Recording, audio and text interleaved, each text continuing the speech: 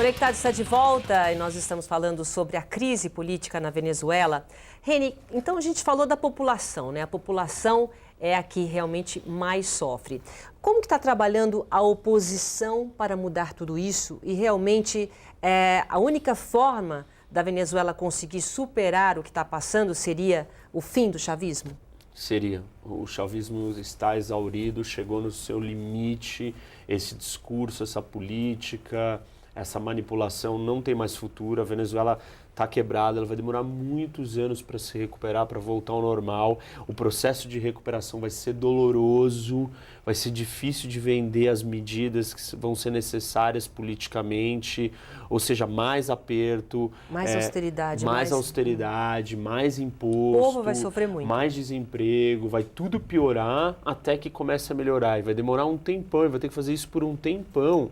E assim, talvez a Venezuela nunca mais volte ao normal, porque você vai ter que limpar as instituições, elas vão ter que ficar ordenadas, só que a divisão política no país é tão grande. Ele conseguiu, a estratégia do populismo, ela é sempre baseada nisso. Você não consegue, através do populismo, conquistar toda a população. Porque tem gente que percebe isso e fala, eu não sou refém desse populismo, eu não sou refém desse assistencialismo. E aí o único jeito de você conseguir manter o país é rachando o país no meio. Criando uma divisão. Só que aí quando você cria uma divisão no país, você não reverte isso do dia para a noite. Todos os discursos, tudo que é tido como crítica real, parece que ela é politizada. Então, todas as críticas que são reais se tornam, esse é o lado da moeda, então o outro lado é que isso é mentira e, na verdade, está tudo certo. Então, você mascara a realidade de um jeito tão profundo que você não consegue ter discussões políticas sérias sobre, por exemplo, o que nós vamos fazer com a educação, o que nós vamos fazer com a economia. Todas as discussões se tornam altamente politizadas porque o país está dividido.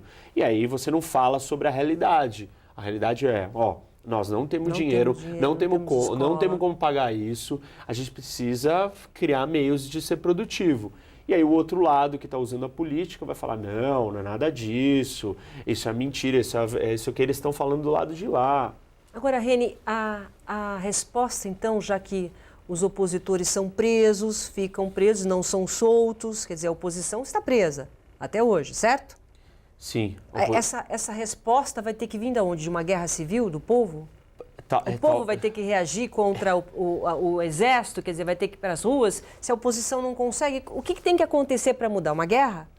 Do jeito que está hoje, sim. Dos 70 líderes da oposição, quase 40 tem algum tipo de ação judicial, perseguição pela justiça, fora os que não estão presos. Então você está numa situação de uma ditadura controlando a oposição. Vai ter eleições agora e a chance da oposição ganhar a eleição, mas esse se ganha, acontece alguma coisa, parece que arruma alguma coisa para ir lá e prender. Então, esse nível de manipulação e de uso da força já descaracterizou totalmente a democracia. Por isso que os Estados Unidos apareceram e falaram, não dá mais, nós vamos tomar medidas, vamos fazer sanções contra certas pessoas do regime, para tentar desincentivar e mostrar alguma coisa, porque está todo mundo percebendo que a situação na Venezuela está se deteriorando a um ponto que só vai restar violência. E já teve muita violência, está tendo muita violência. Ela só pode agora escalar e aumentar cada vez mais. O Reni, assim, pode até fugir um pouquinho do assunto, mas só com um pitaco. Quer dizer, e Cuba está a favor da Venezuela contra os Estados Unidos justamente nesse momento, né? Que está existindo uma restauração aí, uma renegociação em relação a tudo isso. Quer dizer, de certa forma, o Maduro ele pode começar também a atrapalhar essa relação que pode vir a existir entre Cuba e Estados Unidos? Pode, porque se a situação na Venezuela ficar muito feia e Cuba começar a ajudar a Venezuela, aí vai atrapalhar todo o processo de aproximação dos Estados Unidos com Cuba. A gente não pode esquecer que Cuba está só preocupada, o regime cubano, o Fidel, né, eles estão preocupados só em conseguir extrair o máximo que eles têm dos Estados Unidos sem dar nada em troca. Então, essa conversa, aí é a responsabilidade dos americanos de exigir de Cuba mais. Falar, tá bom, eu vou abrir, eu vou ter uma relação normal com você, mas você não pode, por exemplo, ficar ajudando a Venezuela, você não pode apoiar a Venezuela, O problema é que Cuba depende, né, o Chávez criou essa ligação com Cuba, de uma dependência de dinheiro que vinha da Venezuela para Cuba, seja através do petróleo.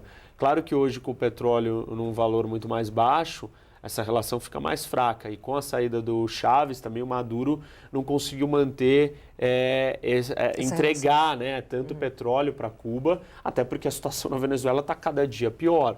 Então fica complicado. Mas existe a aliança e um ajudando o outro. Isso vai pesar, assim, na aproximação com os Estados Unidos se as coisas piorarem na Venezuela. Existe chance de o Maduro continuar mais tempo no poder, com esses superpoderes que ele quer, só para a gente encerrar? Não, eu acho que não. A situação está muito difícil, é uma questão de tempo para a gente assistir à queda do Maduro. O problema é como que isso vai ser. Vai ser muito doloroso, médio ou terrível, talvez. Então, Entendi. é isso que a gente vai ter que Que olhar. a gente vem assistir. Como que vai se desenrolar essa história.